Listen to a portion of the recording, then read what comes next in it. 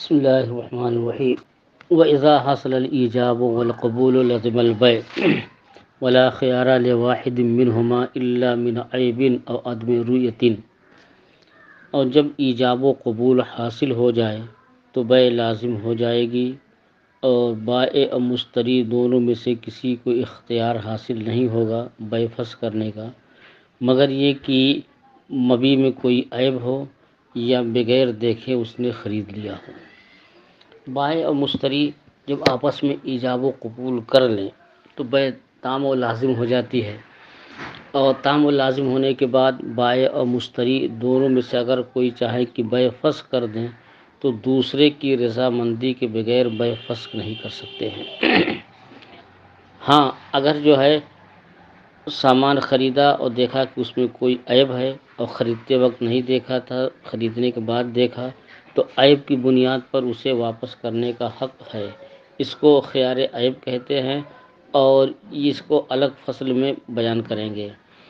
یا مبیع دیکھے بغیر خرید لیا، اور جب مبیع پر قبضہ کرنے کی باری آئی تو دیکھا کہ اس میں عیب ہے، تو اس عیب کی بنیاد پر اسے واپس کرنے کا اختیار ہے۔ اس کو خیار رویت کہتے ہیں۔ اس کو بھی انشاءاللہ الگ فصل میں یہ بیان فرمائیں گے۔ اس سے یہ ثابت ہوا کہ ایجاب قبول ہوتے ہی بیع لازم ہو جاتی ہے۔ مثلا آپ نے 6 مہینہ پہلے کسی سے کوئی سامان خرید لیا، اور آپ نے کہا کہ یہ سامان میں نے مثلا 10,000 روپے میں خریدا، بائع نے کہا میں نے فروخت کیا، لیکن ابھی روپے کے لین دین نہیں۔ 6 مہینے کے بعد آپ پیسے لے کے گئے کہ یہ پیسے لے لو اور مبیع مجھے میرے حوالے کر دو۔ اب بائع کہہ رہا کہ 6 مہینہ پہلے بیع ہوئی تھی اور اس وقت آپ نے پیسہ نہیں دیا تھا، تو ہم بیع کو کیسے سمجھیں کہ یہ تام ہو گئی تھی، اس لیے اب 10,000 میں نہیں دیں گے، آپ کے ہاتھ ہم بیچیں گے ہی نہیں، اور اگر بیچیں گے تو پھر 10 کے علاوہ 12 لیں گے، 15 لیں گے۔ یہ عام طور سے زمین کی خرید و فروخت میں ایسا ہوتا ہے۔ اگر فوراً پیسہ نہ دیں تو بعد میں جو ہے بائع یا تو بدل جائے گا یا پھر منہ مانگی قیمت وصول کرے گا۔ اعلیٰ حضرت قدس سرہ سے اسی طرح کا ایک سوال ہوا، تو اعلیٰ حضرت نے ہی جواب ارشاد فرمایا کہ ایجاب و قبول سے بیع لازم ہو جاتی ہے، بائع یا مشتری دونوں میں سے کسی کو دوسرے کی رضامندی کے بغیر بیع فسخ کرنے کا اختیار نہیں۔ اور دلیل میں آپ نے یہی جزیہ نقل فرمایا ہے کہ ہدایہ میں ہے کہ وَإِذَا حَصَلَ الْإِيجَابُ وَالْقُبُولُ لَزِمَ الْبَيْعُ وَلَا خِيَارَ لِوَاحِدٍ مِّنْهُمَا۔ جب ایجاب و قبول حاصل ہو جائے بیع لازم ہو جاتی ہے، اور دونوں میں سے کسی کو اختیار حاصل نہیں ہوتا ہے کہ وہ چاہے تو بیع فسخ کر دیں۔ 6 مہینہ پہلے یا سال بھر پہلے ایجاب و قبول ہوا ہو، پیسہ نہ دیا ہو، آج دینے کے لیے آئیں تو جتنے پہ ایجاب و قبول ہوا ہے اتنا ہی پیسہ جو ہے مشتری کو دینا ہوگا۔ اگر بائع اس سے زیادہ مطالبہ کرتا ہے تو یہ مطالبے میں غلطی پر ہے، زیادہ کا یہ حقدار نہیں ہے، اور دونوں میں سے کوئی فسخ نہیں کر سکتے۔ ہاں، اگر مبیع میں کوئی عیب ہے تو عیب کی بنیاد پر واپس کر سکتے ہیں، یا مبیع دیکھے بغیر خرید لیا تھا اب اسے پسند نہیں تو یہ واپس کر سکتے ہیں۔ اس مسئلے میں امام شافعی رحمۃ اللہ علیہ کا اختلاف ہے۔ امام شافعی رحمۃ اللہ علیہ فرماتے ہیں کہ ایجاب و قبول ہو جانے کے بعد جب تک مجلس نہ بدلی ہو دونوں کو جو ہے اختیار ہے، یہ بائع اور مشتری دونوں کو اختیار ہے کہ بیع فسخ کر دیں۔ ایجاب و قبول کے بعد مجلس کے اختتام تک بائع اور مشتری دونوں کو بیع کے فسخ کرنے کا اختیار ہے، امام شافعی کے نزدیک۔ دلیل کیا دیتے ہیں کہ حضور اقدس صلی اللہ علیہ وسلم کا ارشاد ہے المتبائعان بالخیار ما لم يتفرقا، کہ المتبائعان یہ تثنیہ کا صیغہ ہے کہ بائع اور مشتری دونوں کو اختیار ہے بیع کے فسخ کرنے کا جب تک کہ وہ دونوں جدا نہ ہوں، کہ مجلس سے جدا نہ ہو جائیں اس وقت تک دونوں کو اختیار ہے، چاہے تو بیع باقی رکھیں چاہے تو فسخ کر دیں۔ مشتری کو بھی اختیار ہے بیع فسخ کرنے کا، اور بائع کو بھی اختیار ہے بیع فسخ کرنے کا۔ یہ امام شافعی رحمۃ اللہ علیہ کہتے ہیں۔ ہم احناف کا یہ کہنا ہے کہ جب ایجاب و قبول ہو گیا تو مبی سے مشتری کا حق متعلق ہو گیا اور ثمن سے بائع کا حق متعلق ہو گیا۔ اب ایک دوسرے کی رضامندی کے بغیر اگر بیع فسخ کرنے کا اختیار ہو تو دوسرے کے حق کو باطل کرنا ہوا۔ مثلا مبی جو ہے مشتری کو بہت پسند ہے، مثلا گھوڑا خرید لیا، گھوڑا بہت سیدھا ہے اور سواری کے لائق ہے، مشتری کو پسند ہے، لیکن بائع کہہ رہا کہ اب میں نہیں بیچوں گا، اب اپنا پیسہ واپس لے لیجئے۔ تو وہ مبی جو گھوڑا کی شکل میں ہے، مشتری کا اس سے حق متعلق ہو گیا، سواری کے لائق وہ ہے، اس وہ مطمئن بھی ہے، اب بائع واپس مانگ رہا ہے تو اب ظاہر ہے کہ مشتری کو واپس کرنے میں تکلیف ہوگی۔ اگر واپسی کا حکم دے دیا جائے تو گویا دوسرے کے حق کو باطل کرنا ہوا، اور شریعت دوسرے کے حق کے باطل کرنے کو پسند نہیں فرماتی ہے، اس لیے جو ہے یہ جائز نہیں ہے۔ اور اگر مشتری کو جو ہے خیار حاصل ہو تو اب جو ہے ثمن میں بائع کا حق متعلق ہو گیا، بائع نے پیسہ لے لیا اور اب اس کو ضرورت ہے پیسے کی، اسی بنیاد پر اس نے اپنا سامان یا اپنا گھوڑا فروخت کیا، اب مشتری کہہ رہا ہے کہ میرا پیسہ واپس کر دو، تو ظاہر ہے کہ پیسہ واپس کرتے ہوئے بائع کو تکلیف ہوگی۔ یہ بھی ہو سکتا ہے کہ پیسہ لیا اور فوراً کسی دوسرے کو دے دیا، اور جس کا وہ قرض دار تھا اس کو دے دیا، یا کوئی سامان خرید لیا، اب وہ پیسہ کہاں سے لائے، یا تو کسی سے قرض لے یا سامان فروخت کرے، تو اب بائع کو جو ہے ثمن واپس کرنے میں تکلیف ہوگی۔ بہرحال کہ بیع فسخ کرنے میں جو ہے بائع یا مشتری دونوں میں سے کسی ایک کے حق کو باطل کرنا ہے، اور یہ جائز نہیں ہے۔ تو اب سوال یہ ہوتا ہے کہ امام شافعی رحمۃ اللہ علیہ نے حدیث پیش کیا، حدیث کے مقابل میں آپ قیاس پیش کر رہے ہیں۔ کہا حدیث جو ہے المتبائعان بالخیار، کہ خریدنے اور بیچنے والے کو اختیار ہے جب تک کہ وہ مجلس سے جدا نہ ہوں۔ تو المتبائع، تو یہ خریدار اور فروخت کرنے والے بائع اور مشتری کب ہوں گے؟ ایک تو یہ کہ کوئی آدمی سامان بیچنے کے لیے مارکیٹ میں جا رہا ہے، ایک شخص خریدنے کے لیے جا رہا ہے، تو دونوں بائع مشتری کہہ سکتے ہیں خریدنے سے پہلے، لیکن یہ حقیقت نہیں بلکہ یہ بطور مجاز ہے۔ اور خریدنے کے بعد سامان خرید لیے، خریدنے کے بعد بھی ایک کو بائع ایک کو مشتری کہہ سکتے ہیں کہ مکان کے اعتبار سے کہ انہوں نے خریدا تھا، انہوں نے بیچا تھا، اس لیے یہ بائع ہیں یہ مشتری ہیں، لیکن حقیقت میں خریدنے کے بعد اب نہ بائع ہیں نہ مشتری ہیں۔ تو بائع اور مشتری کب ہوں گے؟ وقت عقد، جب عقد ہو، جب یہ عقد بیع ہو رہا ہو، اس وقت جو ہے ایک بائع ہے ایک مشتری۔ تو حدیث کا صاف مطلب واضح ہے کہ جب ایجاب ہو جائے، چاہے بائع کی طرف سے ایجاب ہو یا مشتری کی طرف سے ایجاب ہو، جب تک مجلس سے جدا نہ ہو تو ایک دوسرے کو قبول کرنے کا اختیار ہے۔ یہ حدیث کا مطلب کہ المتبائعان کی بیع کرنے والوں میں سے ایک دوسرے کو اختیار ہے۔ بائع اگر ایجاب کرے تو جب تک کہ مجلس نہ بدلے مشتری کو جو ہے قبول کرنے کا اختیار ہے، اور اگر مشتری نے ایجاب کیا تو جب تک مجلس نہ بدلی ہو بائع کو جو ہے قبول کرنے کا اختیار ہے۔ تو المتبائعان سے مراد کی وقت بیع خریدنے والے اور بیچنے والے کو اختیار ہے قبول کرنے کا اور رد کرنے کا۔ تو اب کہتے ہیں کہ کیسے آپ نے یہ کہا کہ وقت کہا، کہ یہ حدیث میں بھی اشارہ ہے۔ کیوں؟ کہتے ہیں حدیث میں کون سا لفظ ہے؟ المتبائعان کی خریدنے بیچنے، تو خریدنے بیچنے والے حقیقت میں کب ہوں گے؟ جس وقت وہ خرید رہے ہوں، ایجاب و قبول ہو رہا ہو، اس وقت دونوں متبائعان ہیں، اور نہ پہلے متبائعان ہے نہ وہ بعد میں ہے۔ یہ احناف کی دلیل ہو گئی۔ وقال الشافعی یثبت لکل واحد منہما خیار المجلس، امام شافعی رحمۃ اللہ علیہ فرماتے ہیں کہ دونوں میں سے کہ بائع و مشتری دونوں میں سے ہر ایک کو خیار مجلس حاصل ہوگا۔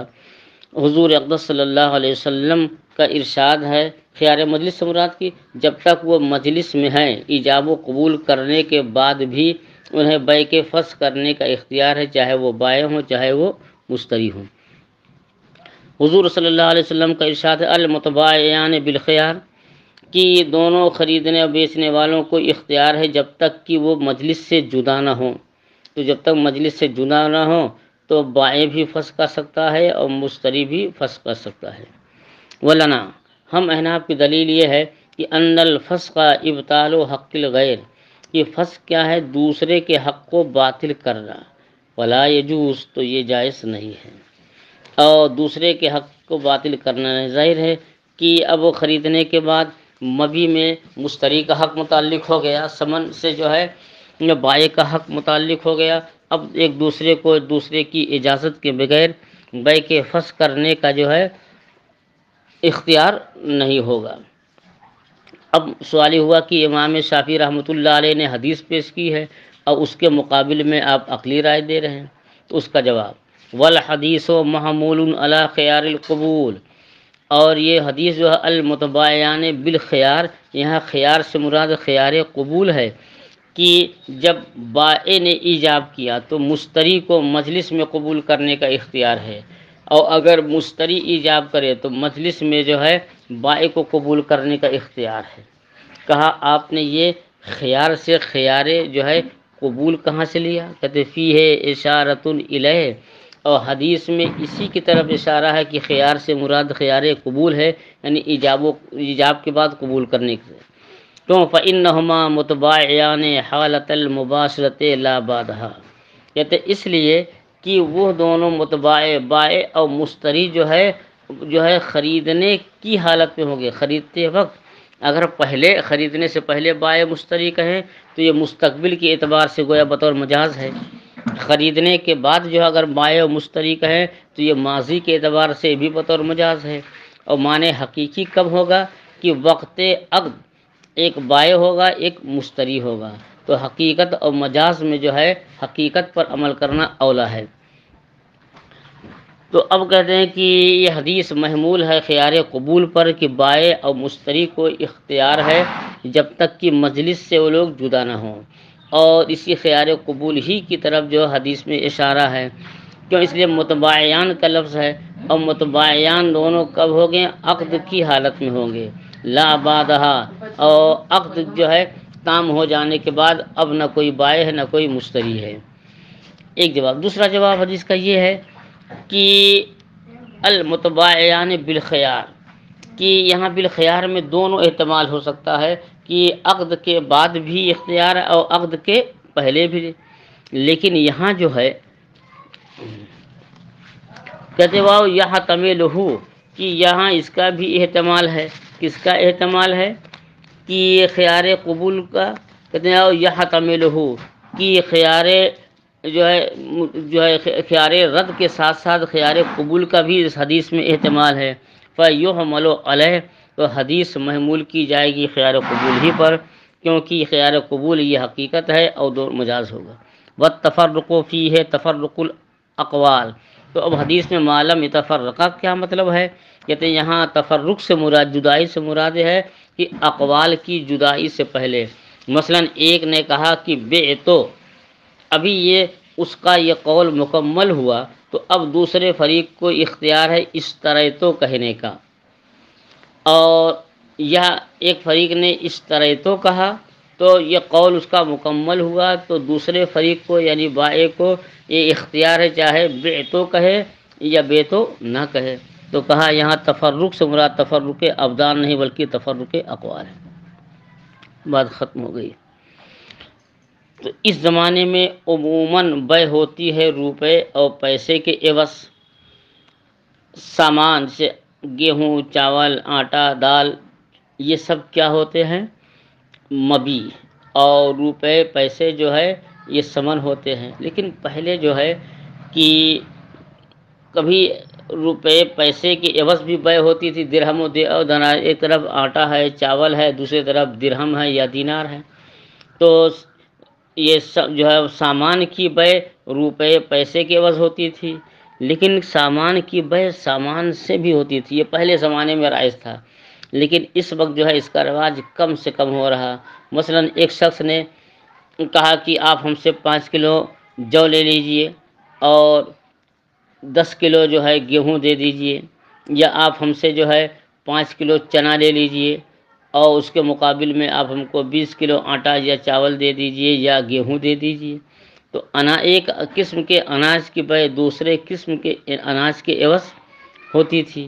یا آپ ہم سے 1 بورا گیہوں لے لیں اور 1 تھان کپڑا دے دیں، تو اب کپڑے کی بہ گیہوں کی عوض ہوتی تھی۔ تو دونوں طرف سامان ہے، مبی بھی سامان اور سمن بھی کیا ہے؟ سامان۔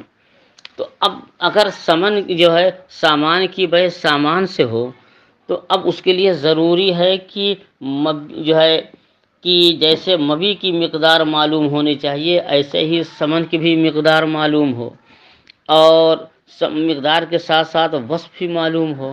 مثلا آپ نے کہا کہ 1 بورا گیہوں میں نے آپ سے خریدا چنا کے عوض، تو یہ بے جائز نہیں ہے، اگرچہ دونوں دو قسم کے اناج ہیں۔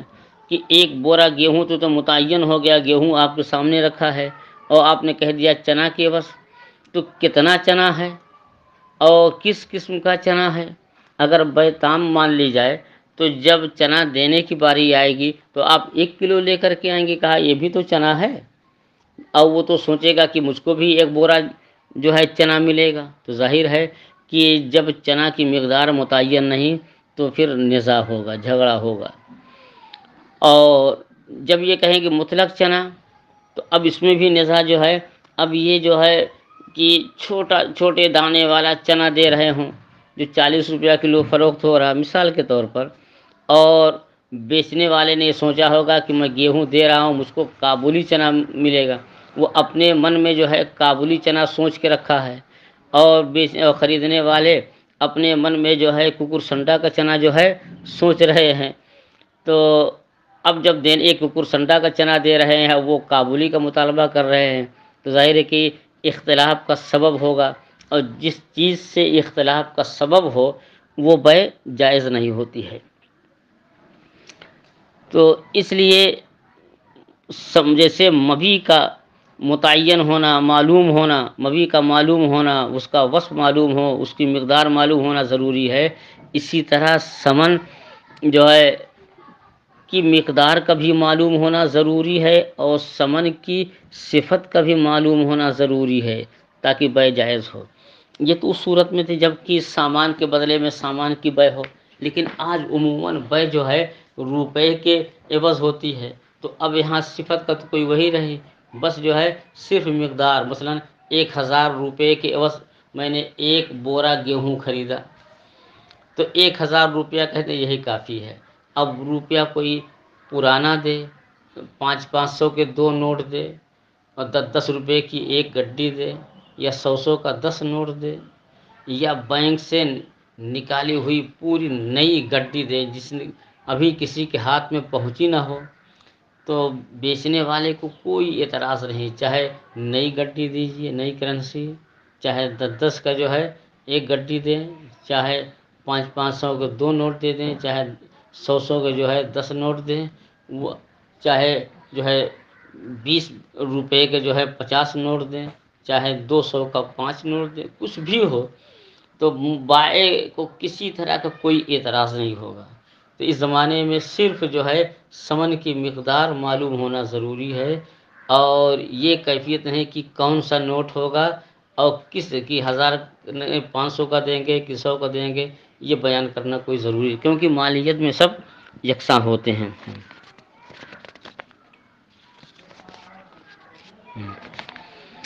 ہاں، تو فرماتے ہیں کہ ومن والآواز المشار الیہا لا یحتاج الی معرفت مقدارها فی جواز البیع، اور وہ عوض جس کی طرف اشارہ ہو تو اب اس کی مقدار کی معرفت میں یا بیع کے جواز کی طرف کوئی حاجت نہیں۔ مثلا گیہوں رکھا ہوا ہے آپ کے سامنے، گیہوں کی ڈھیر لگی ہے، اب بیچنے والے نے کہا میں نے اس گیہوں کو آپ کے ہاتھ 1000 روپے کے عوض فروخت کیا، آپ نے کہا میں نے قبول کیا، آپ کو یہ نہیں معلوم کہ یہ گیہوں جو ہے کتنا ہے، کتنے کلو ہے، یہ نہیں معلوم ہے، لیکن آپ کی نگاہ کے سامنے ہے، تو یہ مقدار کا معلوم ہونا ضروری نہیں، بے جائز ہو جائے گی۔ ہاں، گیہوں اگر آپ کے سامنے جو ہے گیہوں اگر آپ کے سامنے نہ ہو تب جو ہے جائز، تب یہ بے جائز نہیں ہوگی،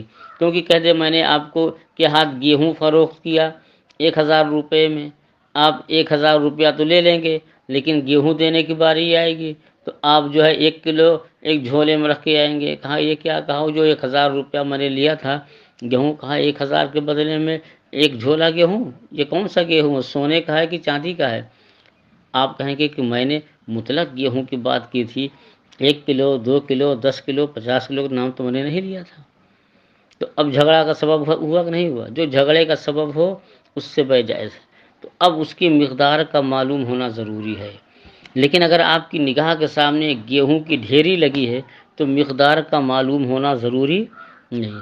فرماتے ہیں کہ وہ عوض چاہے جو ہے وہ سمن ہو اور چاہے وہ مبی ہو، اس کی طرف جو ہے اس کی معرفت کی مقدار بیان کرنے میں کی حاجت نہیں ہے بے کے جائز ہونے میں۔ آپ کے ہاتھ میں روپیوں کی ایک گڈی ہے، آپ نے کہا کہ اس گڈی کے بس میں نے جو ہے جو 1 بورا گیہوں آپ سے خریدا، اس نے کہا میں نے بیچا، حالانکہ اس کو یہ معلوم نہیں ہے کہ آپ کے ہاتھ میں جو نوٹوں کی گڈی ہے اس میں کتنے نوٹ ہیں، لیکن آپ نے اپنی ہتھیلی پر نوٹوں کو رکھ کر کے کہا ان نوٹوں کے عوض، تو یہ بھائی جائز ہے۔ کیوں؟ اس لیے کہ اب وہ 100 نوٹ ہوں کہ 50 نوٹ ہوں کہ 75 نوٹ ہوں، اب وہ تو انکار نہیں کرے گا کہ اور لائیے، کیونکہ میں نے دکھا کے کہا کہ ان نوٹوں کے عوض، تو یہاں نزاع نہیں ہوگا۔ تو ضابطہ کیا ہے کہ بائع اور مشتری کی طرف سے جس صورت میں نزاع نہ ہو وہ صورت جو ہے بے کے جواز کے لیے صحیح ہے۔ فرماتے لأن بالاشارۃ کفایۃ فی التعریف، کیونکہ اشارہ کرنے سے جو ہے یہ اس کی معرفت میں کافی ہے، تو اب نہ بائع کو اعتراض ہوگا نہ مشتری کو اعتراض ہوگا۔ وجہالۃ الوصف فیہ لا تفضی الی المنازعات، گیہوں کی ڈھیر رکھی ہے، اس نے کہا میں نے اس گیہوں کو بیچا، اور یہ نہیں کہا کہ یہ کون سا ہے، گیہوں کی اقسام بہت ہیں، تو اگر سامنے رکھا ہے اور بائع جو ہے اس کی صفت نہ بیان کرے تو یہ بھی مفضی الی المنازعہ نہیں، کیوں کہہ دے گا بھائی میں نے آپ کے سامنے گیہوں رکھ دیا تھا، اب آپ کو پسند نہیں آتا تو آپ نے کیوں لیا؟ اب وہ کون سا گیہوں ہے، کس قسم کا ہے، مجھے اس سے مطلب نہیں، میں نے دکھا کر کے بیچا ہے، تو اس صورت میں بھی نزاع جھگڑا نہیں ہوگا۔ وَهَٰذِهِ الْجَهَالَةُ والاسمان المطلقۃ لا تصح الا ان تكون معرفۃ القدر والصفت، اور سمن کی جمع اسمان، اور اسمان مطلقہ کے عوض بے صحیح نہیں۔ مثلا آپ نے کہا کہ میں نے 1 کنٹل گیہوں خریدا کچھ روپے کے عوض، تو مطلق سمن کا بیان کیا ہے، اور یہ نہیں کہا کتنے روپے کتنے درہم کتنے دینار کے عوض، یہ نہیں کہا، کہتے ہیں مطلق سمن کے عوض بے صحیح نہیں، الا ان تکون معرفۃ القدر، مگر یہ کہ اس کی مقدار معلوم ہو اور صفت معلوم ہو۔ مثلا یہ کتنے درہم کے عوض آپ نے خریدا، اور درہم جو ہے کیسا ہے، یہ کھرا ہے کہ کھوٹا ہے، یہ بھی معلوم ہونا چاہیے۔ یہ اس زمانے کے اعتبار سے ہے۔ آج میں نے عرض کیا کہ روپے کی عوض بے ہو رہی ہے، اور روپے میں کھرا کھوٹا نہیں، چاہے وہ 1000 روپے کے عوض بے ہو، چاہے 10 کا نوٹ دیں، 5 کا دیں، 100 کا دیں، 200 کا دیں، 20 روپے کا نوٹ دیں، 500 کا دیں، تو بائع کو لینے میں کوئی اعتراض نہیں ہوگا۔ تو یہاں تو صرف اس کی مقدار بیان کرنا کافی ہے، مثلا 1000 روپے کے عوض۔ فرماتے ہیں کہ اسمان مطلقہ سے بے صحیح نہیں، مگر یہ کہ ان کی مقدار معلوم ہو کہ یہ کتنے روپے کے عوض لیا ہے، اور صفت بھی معلوم ہو۔ تو لأن التسلیم والتسلم واجب بالعقد، کیونکہ عقد سے مال کا سمن کا سپرد کرنا، مشتری سپرد کرتا ہے اور بائع قبضہ کرتا ہے، کہتے بائع کی عقد کے ذریعے سے سمن کا سپرد کرنا اور اس کا لینا اور دینا، یہ دونوں واجب ہیں۔ وَهَٰذِهِ الْجَهَالَةُ مُفْضِيَةٌ إِلَى الْمُنَازَعَةِ، اور جو ہے مقدار اور صفت کا مجہول ہونا یہ منازعات کی طرف جو ہے نزاع کی طرف مفضی ہوتے ہیں، نزاع کا سبب بنتے ہیں۔ اگر کہہ دیا کہ مطلق یہ میں نے درہم کے عوض خریدا، اب کتنا درہم، 1 2 3 4 کہا ہی نہیں، تو درہم بھی مجہول ہے۔ اور جب کسی کو دینے کی باری آئی تو اب وہ جو ہے درہم گھٹیا بھی ہے، تو اب اگر تعداد بتا بھی دیں کہ 5 درہم، لیکن اب وہ گھٹیا ہو، آپ گھٹیا لے کے جائیں گے تو قبول کریں گے؟ تو فرماتے ہیں کہ اور یہ جہالت جو ہے، یعنی سمن میں مقدار کا مجہول ہونا اور صفت کا مجہول ہونا، یہ نزاع اور جھگڑے کی طرف جو ہے مفضی ہے، جھگڑے کا سبب ہے۔ فَيَمْتَنِعُ التَّسْلِيمُ وَالتَّسَلُّمُ، تو اب اس کا جو ہے حوالے کرنا اور اس کا قبضہ کرنے سے یہ معنی ہوگا۔ ضابطہ بتا رہے ہیں وَكُلُّ جِهَالَةٍ هَٰذِهِ صِفَتُهَا، اور اس طرح کی ہر جہالت کی تمنع الجواز، تو وہ بے کے جواز سے معنی ہے کہ جس کے جو ہے کہ معلوم ہی نہ ہو کہ ہم کہاں جا رہے ہیں اور کس کے یہاں جا رہے ہیں، تو یہ صفت جو ہے جواز سے معنی ہے۔ ھذا هو الاصل، یہی جو ہے اصل کلی ہے، یہی ضابطہ ہے۔